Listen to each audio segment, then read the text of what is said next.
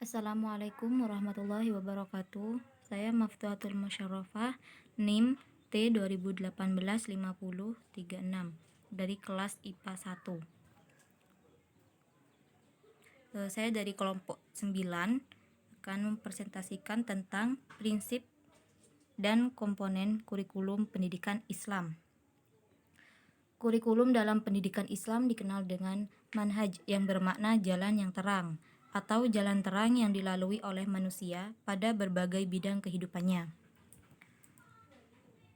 Yang pertama, ada prinsip kurikulum pendidikan Islam, yaitu prinsip kurikulum itu ada 13. Yang pertama, prinsip berdasarkan Islam termasuk ajaran dan nilai-nilainya. Yang kedua, prinsip mengarah kepada tujuan, yang artinya seluruh aktivitas yang diproduksi oleh kurikulum harus mengarah kepada tujuan. Kemudian yang ketiga, prinsip pertautan antara seluruh kegiatan kurikulum dengan seluruh aspek sosiologis baik internal ataupun eksternal. Yang keempat, prinsip relevansi sesuai dengan kondisi sekarang. Yang kelima, prinsip fleksibilitas. Yang keenam, prinsip integritas, yang artinya SDM yang dihasilkan oleh kurikulum mampu menyelaraskan dan mengintegralkan kehidupan dunia dan akhirat. Kemudian yang ketujuh, prinsip efisiensi, mengarahkan dengan cermat pendayagunaan usaha untuk mencapai tujuan. Yang kedelapan, prinsip kontinuitas dan kemitraan, adalah bagaimana kurikulum mempunyai kelanjutan dalam kerjanya dengan kaitan-kaitan kurikulum-kurikulum lainnya. 9. Prinsip individualitas, artinya kurikulum memperhatikan kondisi pribadi anak didik.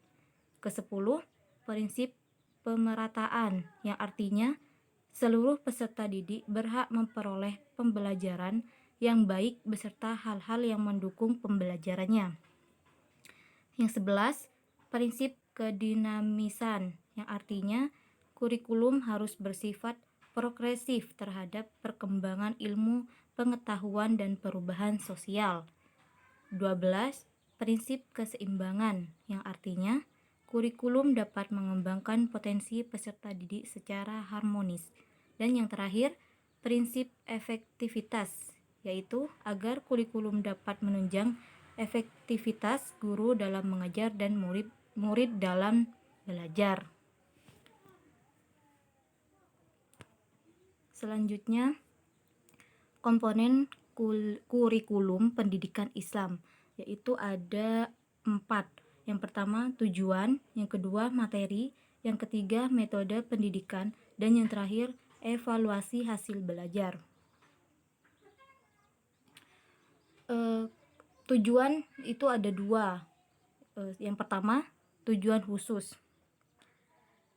yaitu untuk mengembangkan manusia sedemikian rupa sehingga semua pengetahuan yang diperolehnya akan menjadi organ pada keseluruhan pribadi yang kritis dan kreatif. Kemudian yang kedua, tujuan umum, yaitu memungkinkan manusia memanfaatkan sumber-sumber alam untuk kebaikan umat manusia dan untuk menciptakan keadilan, kemajuan, dan keraturan dunia. Selanjutnya yang kedua, materi.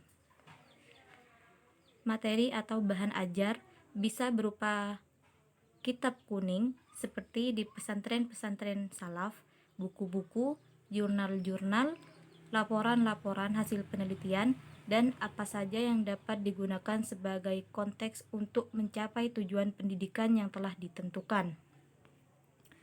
Kemudian, metode pendidikan. Metode pendidikan diperlukan untuk mengatur proses pembelajaran mulai dari persiapan sampai dengan melakukan evaluasi. Menurut Miller, banyak peserta didik yang tidak tertarik belajar di kelas, bahkan mereka merasa tersiksa.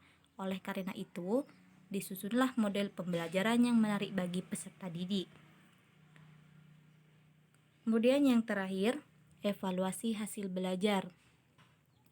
Evaluasi digunakan untuk mengetahui seberapa jauh tujuan pendidikan telah dicapai peserta didik. Evaluasi belajar yang baik adalah evaluasi yang dapat mengevaluasi semua proses pendidikan mulai dari awal sampai akhir, yang dapat mengevaluasi baik aspek kognitif, afektif maupun psikomotorik.